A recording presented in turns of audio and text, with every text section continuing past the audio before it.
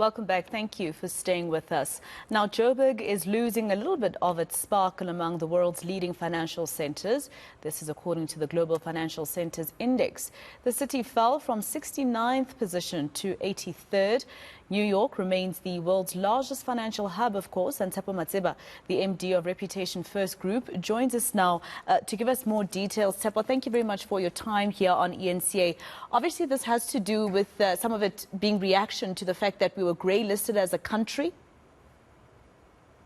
Oh, yes. Good afternoon, Masego. Indeed, grade listing does play a part in this specific ranking, but there are many other factors that do contribute, and one of which includes the fact that this specific city doesn't manage or doesn't seem to manage its reputation proactively around telling its own story, telling its proposition, sharing it with global markets on a consistent basis. What you are seeing actually around the reputation of the city of Johannesburg are squabbles, leadership squabbles, failure to govern, service delivery, and of course, in recent times, you've seen those flames and what they do to the image of this once momentous city. And I mean, 69th position out of 121 at some point was really great. It was something to celebrate. But 83rd, still under 100, but we could have done better. By reputation, of the city of Johannesburg, I know that these are developments that are more recent, but things like these gas explosions that we're seeing fires at municipal-owned buildings that have been hijacked, does that also contribute to this, or will it at a later stage? Oh, indeed. So note that the events we're seeing now are probably a consequence of poor governance and poor management that took place earlier on in the year. In recent times, you've seen that the city of Johannesburg, at some point, we are not able to keep a mayor for more than 2 months. Exactly. And all those events contribute to this level, because in global terms, you want a city, if we are going to compete with cities like Kigali, Nairobi in Kenya, and of course New York, in the context of tourism and investments, we certainly need some degree of stability.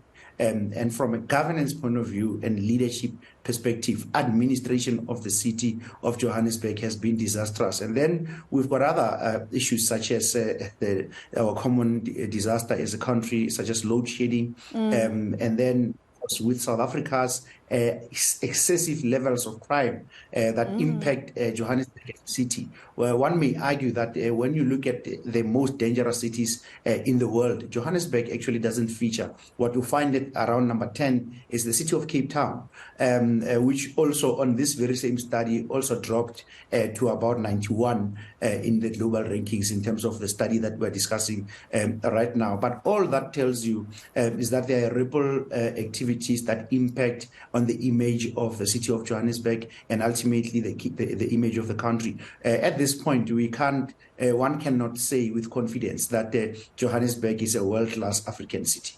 Absolutely, and that's obviously a very sad development. And you alluded to the political instability in the city, and I don't expect you to comment much on politics on its own. But the fact that we've changed mayors means we change executives. Johannesburg, for instance, didn't only have an issue with load shedding. Sometimes we have an issue with having the lights back on after load shedding. It trips. So the infrastructure there. Then there's the water issue, which Rand Water is blaming on the municipality.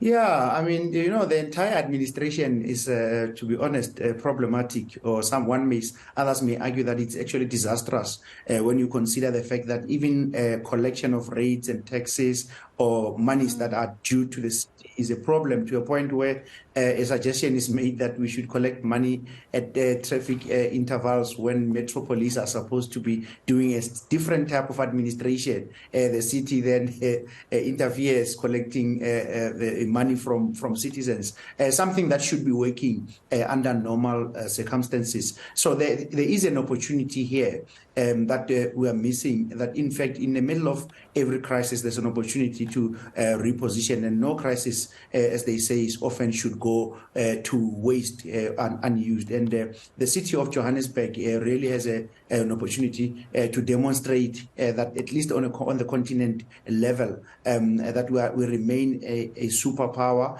Economically, we contribute significantly to the Africa's gross domestic product. But the starting point would be to start at the bare minimum to deal with the administrative issues, such as the buildings that you are seeing that are ungoverned, in the city of Johannesburg, the streets that are not protected in terms of crime. I mean, the level of crime that we are seeing on a day-to-day basis. And remember, in the digital world, all of these factors influence perceptions of investors, influence perceptions of tourists and people who want to come and support this once beautiful city. And unfortunately, we're not seeming to be taking political action. And we can't actually distance ourselves from politics, because in this specific instance, we need the politicians to take the right decisions and to work collectively, even though they have a pressing issues around coalition governance and understanding coalition governance.